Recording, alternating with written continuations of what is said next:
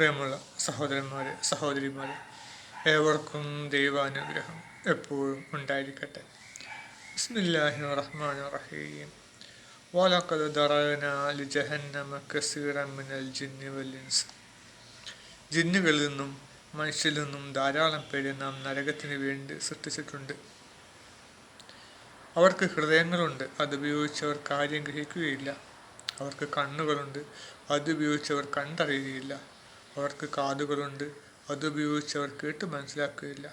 അവർ കാലികളെ പോലെയാകുന്നു, അല്ല, അവരാണ് കൂടുതൽ പിഴച്ചവർ. അവർ തന്നെയാണ് ശ്രദ്ധയില്ലാത്തവർ. അപ്പോൾ ജിന്നുകളിൽ നിന്നും മനുഷ്യരിൽ നിന്നും ധാരാളം പേര് അല്ലാഹു നരകത്തിന് വേണ്ടി സൃഷ്ടിച്ചിട്ടുണ്ട്, നരകത്തിനായിട്ട് സൃഷ്ടിച്ചിട്ട് ആൾക്കാർ. അപ്പോൾ നമ്മൾ വിചാരിക്കും അല്ലാഹു അത്ര ക്രൂരനാണോ എന്ന് തോന്നിയേക്കാം. പക്ഷെ അതങ്ങനെയല്ല ഉദ്ദേശം. മറിച്ച് അള്ളാഹു ആരെ മനഃപൂർവ്വം നരകത്തിലേക്കായി സൃഷ്ടിക്കുന്നില്ല. മറിച്ച് അവരുടെ പ്രവർത്തനം മൂലം അവർ നരകത്തിലേക്ക് എറിയപ്പെടുകയാണ്. നമ്മൾ ഓരോ വ്യക്തിയുടെ തമാശയായിട്ട് പറയാനല്ല, ഓൻ കുഴിയിലേക്കുള്ള പോക്കാണ് പോകുന്നത്. ഒരു അമിത വേഗത്തിൽ ബൈക്കുകാരൻ പോകണമെങ്കിൽ അവൻ പഞ്ഞു വെക്കാൻ പോവുകയാണ്, മൂക്കിൽ പഞ്ഞു വെക്കാൻ പോവുകയാണെന്ന് പറയാം. അപ്പോൾ അതിൻ്റെ കാരണം എന്താണ്? അവൻ്റെ അമിത വേഗത. അതുപോലെ തന്നെ ഈ ജിന്നുകളും മനുഷ്യന്മാരും ചെയ്തു കൂട്ടുന്ന ദ്രോഹങ്ങൾ മൂലം അവർ നരകത്തിൽ എത്തിപ്പെടും എന്നുള്ള കാര്യത്തിൽ സംശയമില്ല. അപ്പം അതിനു വേണ്ടി സൃഷ്ടിച്ചതാണ് അവർ. അതുപോലെ തന്നെ നരകത്തിന് മനുഷ്യനെ പോലെ മനസ്സും കാര്യങ്ങളും സംസാരങ്ങളും ഒക്കെ ഉണ്ട് എന്ന് ഖുറാനിൽ പറയുന്നുണ്ട്. അത് സാഹിത്യാർത്ഥത്തിൽ പ്രയോഗിച്ചാണ് അറിയില്ല. നരകം ചോദിക്കും, ഇനിയുമില്ലേ, നിനക്ക് നിറഞ്ഞില്ലേ എന്നൊക്കെ അല്ലാഹു ചോദിക്കുന്നുണ്ട് നരകത്തിനോട്. ഇനിയുമുണ്ടോ നിന്നെ ദ്രോഹിച്ചവർ, ഭൂമിയുടെ ശത്രുക്കൾ ഇനിയുമുണ്ടോ നരകം ചോദിക്കുകയും, അല്ലാഹു നിനക്ക് നിറഞ്ഞില്ലേ, വയറ് നിറഞ്ഞില്ലേ എന്നൊക്കെ ചോദിക്കുക. അപ്പോൾ നരകത്തിനും ഒരു മനസ്സും ഒക്കെ ഉണ്ട്. അപ്പോൾ നമ്മൾ ഒരു നായക്ക് ഭക്ഷണം കൊടുക്കണം എന്നുള്ളൊരു ചിന്ത ഗൃഹനാഥൻ ഉണ്ടാവും. ഗൃഹനാഥൻ എന്ത് ചെയ്യും? ആ നായക്ക് വേണ്ടുള്ള നമ്മളെ വേസ്റ്റ് ഭക്ഷണം, എല്ലുകളൊക്കെ നമ്മൾ ഒരു ഭാഗത്ത് കൂട്ടിയൊക്കെ നായക്ക് കൊടുക്കുകയും ചെയ്യും. അഥവാ വേസ്റ്റ് ഒന്നും ഇല്ലെങ്കിൽ എന്ത് ചെയ്യും? ഗൃഹനാഥൻ ടൗണിൽ പോയിട്ട്, മത്സ്യ മാർക്കറ്റിൽ പോയിട്ട് അവിടുന്ന് മത്സ്യം വാങ്ങി കൊടുക്കുകയൊക്കെ ചെയ്യും, ഇറച്ചിയൊക്കെ വാങ്ങി കൊടുക്കും. കാരണം അതിന് ഒരു പിന്നെ വയറും ഇതൊക്കെ ഉണ്ട്, അതിന് വിശപ്പുണ്ട്, അതിൻ്റെ വിശപ്പ് മാറ്റണം. അപ്പോൾ അതുകൊണ്ട് അത് പിന്നെ ഗൃഹനാഥന് അതിൻ്റെ വയറ് നിറയ്ക്കാനുള്ളതും ചെയ്തു വെക്കും. അതുപോലെ തന്നെ നരകത്തിന് ഒരു ജീവൻ ഉണ്ടാവുമായിരിക്കും. അപ്പോൾ നരകത്തിന് വേണ്ടി സൃഷ്ടിച്ചാണെന്ന് അറിയില്ല അല്ലാഹു. ഏതായാലും ഇങ്ങനെയാണ് പറഞ്ഞത്, ജിന്നുകളിൽ നിന്നും ധാരാളം പേരെ നാം നരകത്തിന് വേണ്ടി സൃഷ്ടിച്ചിട്ടുണ്ട്. മനുഷ്യരിൽപ്പെട്ടവരെയും അല്ലാഹു നരകത്തിലേക്കായി സൃഷ്ടിച്ചിട്ടുണ്ട്. അതിൻ്റെ കാരണം എന്താണ്? അതിൻ്റെ കാരണം താഴത്ത് പറഞ്ഞത്, ഹൃദയങ്ങളുണ്ട്, അതുപയോഗിച്ച് ഒരു കാര്യം ഗ്രഹിക്കുകയില്ല. ഇവിടെ പ്രത്യേകം ശ്രദ്ധിക്കണം, ഹൃദയം എന്നാണ് പറഞ്ഞത്. ഹൃദയം കൊണ്ട് കാര്യം ഗ്രഹിക്കുകയില്ല. അപ്പോൾ തീർച്ചയായും ഹൃദയമാണ് നമ്മുടെ കാര്യങ്ങൾ ഗ്രഹിക്കാനും മനുഷ്യനെ സഹായിക്കുന്ന ഹൃദയമാണ്. അപ്പോൾ ശാസ്ത്രം പറയുന്നത് രക്തം പമ്പ് ചെയ്യുന്ന ഒരു അവയവം മാത്രമാണ് ഹൃദയം എന്ന ആവശ്യമല്ല. ഹൃദയത്തിന് കാര്യങ്ങൾ ഗ്രഹിക്കാനുള്ള കഴിവുണ്ട്. അപ്പം തലച്ചോറ് കൊണ്ട് നമ്മൾ പല കണക്കുകളും കാര്യങ്ങളൊക്കെ കൂട്ടുന്നുണ്ട്. ബാക്കി കാര്യങ്ങൾ ഗ്രഹിക്കാനും ഒക്കെ ഹൃദയമാണ് ഉപയോഗിക്കുന്നവരോട് ഖുറാൻ പറഞ്ഞത്. അപ്പം നമ്മൾ ഖുറാനാണ് വിശ്വസിക്കേണ്ടത്, ശാസ്ത്രമല്ല വിശ്വസിക്കുന്നത്. ഞാൻ പറഞ്ഞില്ല, ശാസ്ത്രം എന്നുള്ളത് മനുഷ്യനെ ദൈവത്തിൽ നിന്ന് അകറ്റാൻ വേണ്ടി ഉണ്ടാക്കിയാണ്. ഒരു കൂട്ടം നിരീശ്വരവാദികൾ ഉണ്ടാക്കിയെടുത്തതാണ് ഈ ശാസ്ത്രം എന്ന് പറയുന്ന സാധനം. ശാസ്ത്രത്തിൻ്റെ യഥാർത്ഥ അർത്ഥം എന്താണ്? ശാസിക്കപ്പെടുന്നത്, എഴുതി വെക്കപ്പെട്ടത്, അല്ലെങ്കിൽ ഓരോ നിയമാവലികൾ, അതൊക്കെയാണ് ശാസ്ത്രം എന്ന് പറയുന്നത്, അല്ലേ? നമുക്കിപ്പോൾ ഒരു കിണറ്റിൽ നിന്ന് നമ്മൾ എന്ത് ചെയ്യും? കിണറ്റിൽ വെള്ളം നമ്മൾ ആദ്യമായിട്ട് അങ്ങനെ ഒരു ബക്കറ്റിലിട്ട് മാറിട്ട് മുക്കും, അല്ലേ? നമ്മൾ ഇങ്ങനെ കൈ കൊണ്ട് ഇങ്ങനെ വലിച്ചു മുക്കും. പിന്നെ നമുക്ക് തോന്നും ഒരു കപ്പി ഉണ്ടെങ്കിൽ സുഖമായിരുന്നല്ലേ, അല്ലെങ്കിൽ നടുവിലൊരു കമ്പി ഇട്ടിട്ടുണ്ടെങ്കിൽ നമുക്ക് അതിലൂടെ വലിച്ച് കയറ്റാൻ. കമ്പിയിലൂടെ വലിച്ച് കയറ്റുമ്പോൾ എന്താവും? കയറ് കുറേ കഴിയുമ്പോൾ പൊടിഞ്ഞു പോകും. അപ്പോൾ എന്ത് ചെയ്യും? ഒരു തിരിയുന്ന കപ്പി ഇട്ടെങ്കിൽ നന്നായിരുന്നു. അങ്ങനത്തെ ഒരു കപ്പി ഇടുമ്പം കുറേ കഴിയുമ്പോൾ ശബ്ദം വരും. അപ്പോൾ നമ്മൾ ചിലപ്പോൾ ഓയിലിട്ട് കൊടുത്താൽ നന്നായിരുന്നേനെ. ഓയിലിട്ട് വലിക്കും.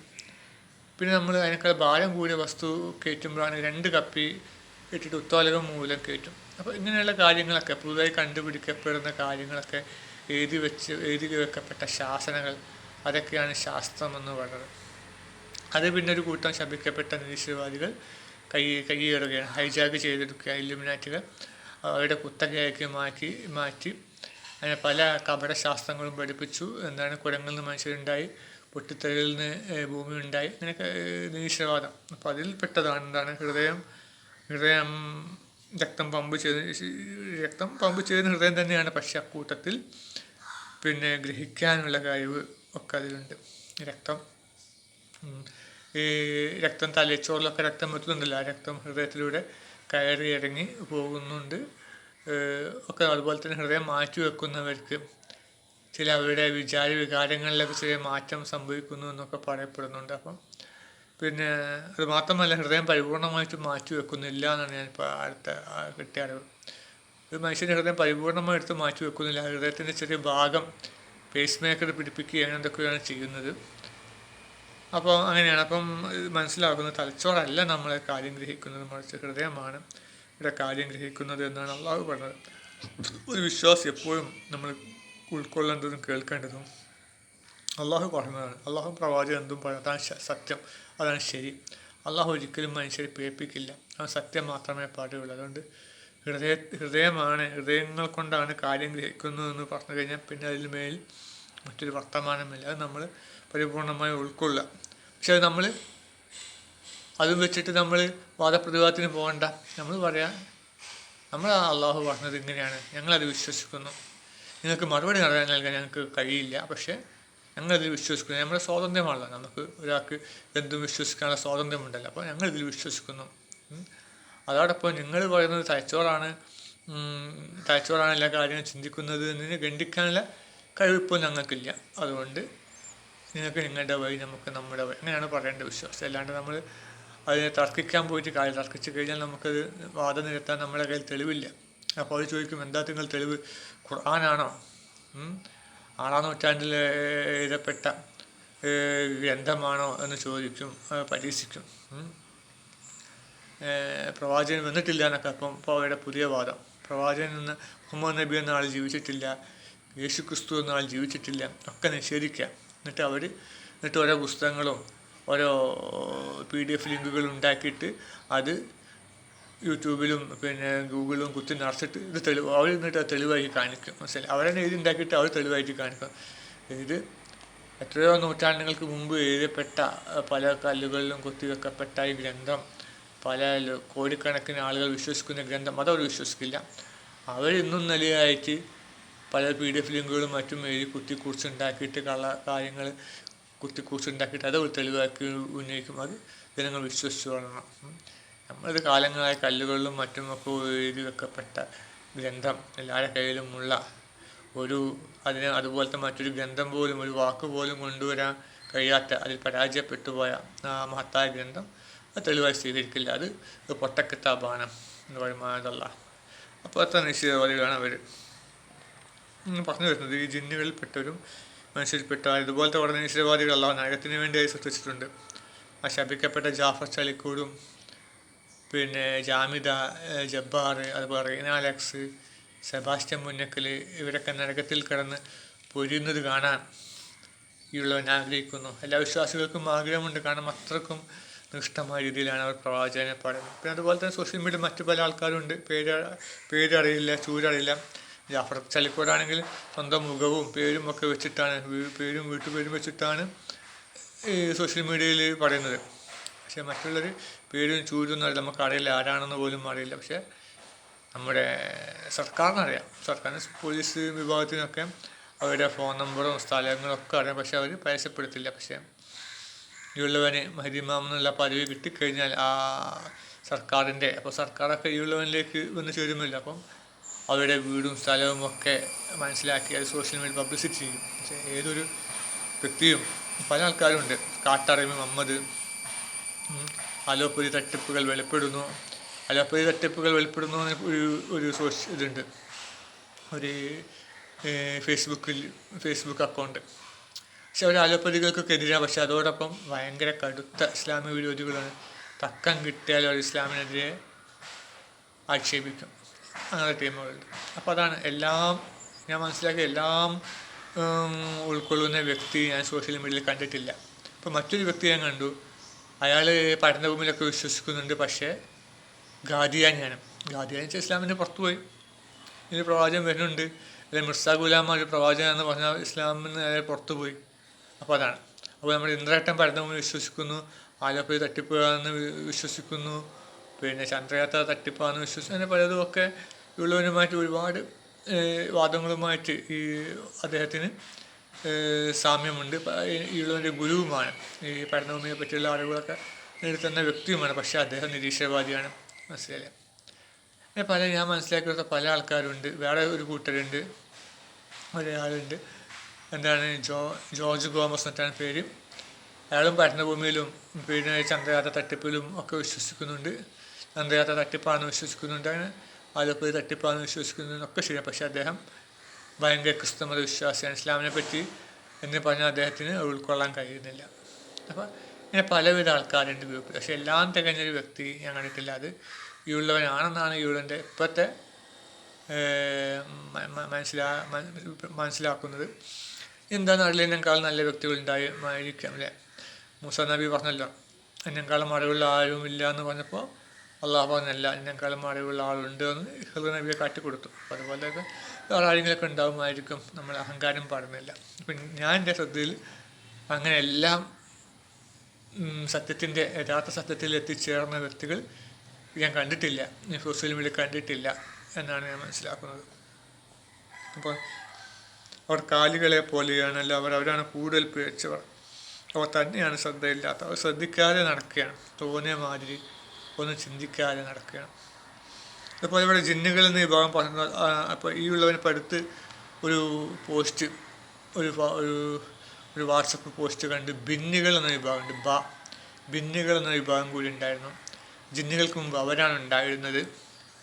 ആ ഭിന്നുകളിൽ അക്രമം ചെയ്തപ്പോൾ, ഇപ്പം നമ്മൾ കടയിലും നമ്മുടെ മനുഷ്യൻ ചെയ്യുന്ന അക്രമങ്ങളിലെ, ഇപ്പം നമ്മുടെ കടൽ വെള്ളം വരെ കടത്തുപോയി, കടലിൽ ഒരുപാട് മത്സ്യങ്ങൾ ചത്തുപോകുന്ന, കടലിൻ്റെ അടിത്തട്ടിൽ കിടക്കുന്ന ഡോൾഫിനും മറ്റു ജീവജാലങ്ങളും, തിമിംഗലം, ഇവയൊക്കെ ചത്തുക്കരക്കടിയുന്നു. അവയുടെ വയറ്റിലൊക്കെ ധാരാളം പ്ലാസ്റ്റിക്കുകൾ. അപ്പം മനുഷ്യൻ്റെ അക്രമം കടലിൽ വരെ ബാധിച്ചു അല്ലേ? അതുപോലെ ആകാശത്ത് കെംട്രയൽ നടത്തുന്നില്ലേ? ആകാശത്ത് ചിലപ്പോൾ ചില നേർരേഖകൾ പോലെ അത് കാണും. അങ്ങനെ പ്രത്യേക രശ്മികളൊക്കെ ഉപയോഗിച്ചിട്ട് ഇവർ മഴമേഖലകൾ തോന്നിയ സ്ഥലത്ത് കൊണ്ടുപോകുന്നു. അതുപോലെ തന്നെ പല രാസമാലിന്യങ്ങൾ അന്തരീക്ഷത്തിൽ വിതറി രോഗങ്ങൾ ഉണ്ടാക്കുന്നു, രോഗികളെ സൃഷ്ടിക്കുന്നു. അതുപോലെ നിപ്പ അങ്ങനത്തെ പോലെ വൈറസുകളെ ദ്രോഹങ്ങൾ, മനുഷ്യരാശിക്ക് ദ്രോഹങ്ങൾ വരുത്തി തീർക്കുകയാണ് ഈ ശപിക്കപ്പെട്ട അനിഷ്ടവാദികൾ. അപ്പോൾ ഇതുപോലെ അക്രമം ചെയ്തൊരു കൂട്ടരായിരുന്നു ഭിന്നുകൾ. അങ്ങനെ അവർക്ക് പല താക്കീതുകളും, മാലാഖമാരും പല താക്കീതുകളും കൊടുത്തു. ആദ്യം അല്ലാഹു സൃഷ്ടിച്ച മാലാഖമാരെയാണ്, എന്നിട്ടാണ് ഭിന്നുകളെ സൃഷ്ടിച്ചത്. അങ്ങനെ ഭിന്നുകൾ അക്രമം പ്രവർത്തിച്ചപ്പോൾ അവർക്ക് താക്കീത് കൊടുത്തു. പല തവണ താക്കീത് കൊടുത്തപ്പോൾ അവർ നിഷേധിച്ചു കഴിഞ്ഞപ്പോൾ അള്ളാഹു അവരെ മൊത്തം കൊന്നൊടുക്കുകയും ആ ഭിന്നുകളിൽപ്പെട്ടവനാണ് ഇബ്ലീസ്. അവസാനം അന്ന് പ്രസവിച്ച ഒരു ചെറിയ കുട്ടി ഉണ്ടായിരുന്നു, അവനാണ് ഇബ്ലീസ് എന്ന് പറയപ്പെടുന്നുണ്ട്. വേറെ കൂട്ടർ പറയുന്നത് ജിന്നുകളാണെന്ന്. നമുക്ക് രണ്ടാമത് പറഞ്ഞെടുക്കുകയാണ്, ജിന്നുകൾ മാത്രമേ ഉള്ളൂ, ഭിന്നുകൾ ഇല്ല എന്ന് വേണമെങ്കിൽ പറയാം. കാരണം ഖുറാനിൽ ജിന്നുകൾ എന്ന വാക്കേ ഉള്ളൂ, ജിന്നും മനുഷ്യനും, മറ്റൊരു വാക്ക് ഇതില്ല. അതുകൊണ്ട് നമുക്ക് ആദ്യം പറഞ്ഞ ഭിന്നുകൾ എന്ന് വേണമെങ്കിൽ ഒഴിവാക്കാവുന്നതാണ്. അല്ലെങ്കിൽ ഭിന്നുകൾ എന്ന് വെച്ചാൽ ജിന്നിൻ്റെ ഒരു ചെറിയ മാറ്റമുള്ള ഒരു വ്യക്തികളെ മനസ്സിലായി. ഇപ്പം പിന്നെ കുരങ്ങനും ഗൊറില്ലയും പോലെ അല്ലേ? സാധാ കുരങ്ങനും ഗൊറില്ല അല്പം കൂടി വ്യത്യാസമുണ്ട്. അതുപോലെ ഒരു തീയിൽ നിന്നോ അല്ലെങ്കിൽ തീയിൻ്റെ പുകയിൽ നിന്നോ സൃഷ്ടിച്ച ഒരു വിഭാഗം, ജിന്നുകളെ പോലെ സാമ്യമുള്ള വിഭാഗം. അപ്പോൾ അങ്ങനെ ആകുമ്പോൾ എന്ത് ചെയ്യും? അള്ളാഹു ചില പരാമർശങ്ങളൊക്കെ ഒഴിവാക്കും. വളരെ എളുപ്പത്തിൽ കാര്യകാരണം മാത്രം പറഞ്ഞു പോകുന്ന ഗ്രന്ഥമാണല്ലോ. അപ്പോൾ അത് അത്രയേറെ പറയേണ്ടതില്ല എന്ന് കരുതിയിട്ടായിരിക്കും അള്ളാഹു ഭിന്നുകൾ എന്ന വാക്ക് ഖുറാനെ പ്രയോഗിച്ചിട്ട് ഇല്ലാതിരിക്കുക. അള്ളാഹു പേരായാലും ജിന്നുകളും മനുഷ്യരും അള്ളാഹു ഇങ്ങനെ നരകത്തിലേക്കായി സൃഷ്ടിച്ചിട്ടുണ്ട്. അതിന് കാരണം അവർ ഗ്രഹിക്കാത്തവരാണ്. അല്ലാണ്ട് അള്ളാഹു മനഃപൂർവ്വം ആരെയും നരകത്തിലേക്ക് കൊണ്ടുപോയില്ല. കാരണം അള്ളാഹു നീതിമാനല്ലോ. അപ്പം ആ നീതിമാനുള്ള വാക്കിന് ഘടകവിരുദ്ധമായിരിക്കും ആദ്യമേ സൃഷ്ടിച്ച് നരകത്തിലേക്ക് കൊണ്ടുപോകുക എന്നുള്ളത്. ഘടകവിരുദ്ധമാണ്. മറിച്ച് അവർക്ക് നന്മ തിരഞ്ഞെടുക്കാനുള്ള സ്വാതന്ത്ര്യം അള്ളാഹു കൊടുത്തിട്ടുണ്ട്. പക്ഷെ അതൊന്നും ഉൾക്കൊള്ളാണ്ട് തോന്നിയായിട്ട് ജീവിച്ച് കൂത്താടികളെ പോലെ ജീവിക്കുന്നത് കൊണ്ടാണ് അവർ നരകത്തിലേക്ക് പോകുന്നതെന്നാണ് ഇവിടെ പറഞ്ഞത്. പരിശുദ്ധനാഥ, അങ്ങനെ ഒരിക്കലും നരകത്തിലേക്ക് പോകുന്ന കൂട്ടത്തിൽ ഞങ്ങൾ ഉൾപ്പെടുത്തില്ല തമ്പുരാനെ. അത്യുന്നതമായ സ്വർഗം ലഭിക്കുന്ന ഭാഗ്യന്മാരിൽ ഞങ്ങൾ ഉൾപ്പെടുത്തുന്ന തമ്പുരാനെ. ആമേൻ.